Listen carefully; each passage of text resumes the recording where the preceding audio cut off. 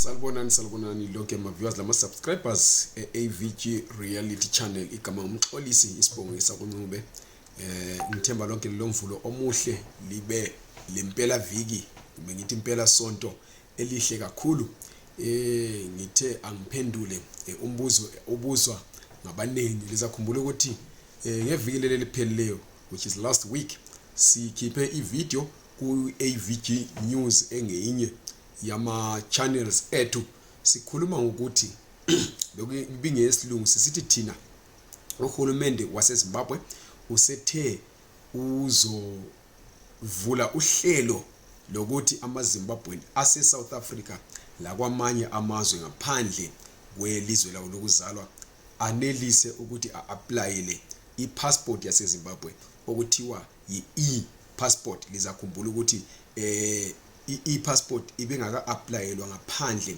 kwelizwe leZimbabwe ibisa applyelwa kuphela eZimbabwe. Kungakho uhulumende usethe yena kuzovulwa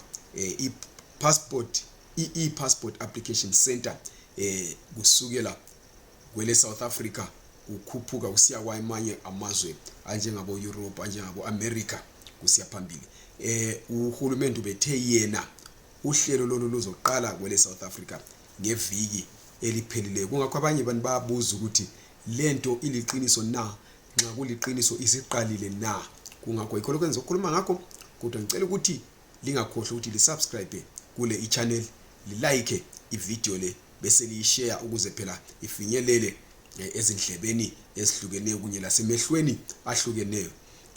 Esikwaziyo thina njengamanje ukuthi ngemva kokubana iphepha elinye lamaphepha ndaba asekhaya iphepha leHerald likhiphe umbiko lo othi i-passport isizaqala ukuthi applyelwe kwele South Africa ngeviki eliphelileyo kumbe ngithi kusukela ngeviki eliphelileyo, awusabanga khona ke ukuthi kwenzakele lokho. Lizokhumbula lina elithe labukela ivideo yami engayenzayo ngesilungu ngeviki eliphelileyo ngakhuluma ukuthi mina lanxa besithi lento izoqala last week angeke kwaneliseke ukuthi kwenzakale, ngoba kokuqala kufanele ukuthi bakhiphe iqula labantu elizabuya lizofundisa abantu abasebenza econsulate kumbe ngithi eZimbabwean embassy ese-South Africa ukuthi ku-applywa njani, kuprocesswa njani i-application ye-e-passport.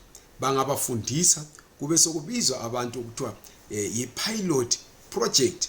Bazobuya lento ukuthiwa yi-pilot project lapho ababe bezolontsha khona lolu hlelo bebonisa abantu bebonisana ngabantu ababe belapha ukuthi okay lento siyenza kanje. Kungakho asikezwa kuthiwa sebekhitshiwe abantu abazofundisa izisebenzi zaseconsulate ngokuthi kwenziwa njani lokho. Kukanti kufanele kube le official launch ukwethulwa ngokusemthethweni kwalolu hlelo lwama e-passport applications. Yikho ke lapho kuzathathwa khona this pilot number of people abazaboniswa phezu kwabo ukuthi kwenziwa kanjani, bekulontsha lokho for ama cameras lama videos abo. Kungakho asikezwa ukuthi selikhitshiwe leliqula kanti le date ye official launch ayikakhulunywa ngoba kumele ilonchwe ungqongqoshe we-Home Affairs kunye nowe-Foreign Affairs. Kusazokhulunywa ukuthi bazakuza nini bazolontsha lolu hlelo, kodwa kwamanje kusathule kuthe swi. Kukanti le Zimbabwe consulate ayikakubhali ku website yayo ukuthi i-passport isi-applyelwa kwele South Africa. Kungakho nxa sokume ngomumo konke kuzokwenziwa an official announcement lathi sizabe sibeke indlebe phansi, sizabe sibuzisisa ukuthi si-update ukuthi sokuminjani kunye nokuthi sokuqalile yini kumbe kuzoqala nini. Okwamanje izinto ezisase kuma plans, kodwa ukuthi zizakwenziwa nini akukazakali.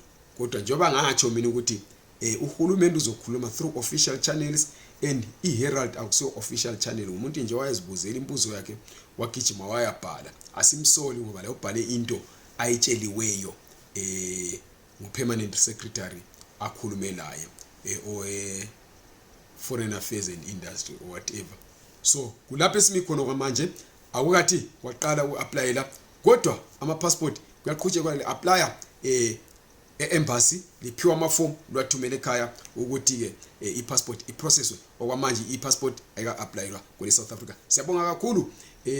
Ngicela lingakhohlwa njengoba sengitshilo ukusubscribe kule channel nokulike ivideo kunye nokuyishare, kukanti lingaparticipate kunkulumo zethu ngokucomenta via the comment section ngaphansi kwale video. Ngiyabonga libe losuku oluhle.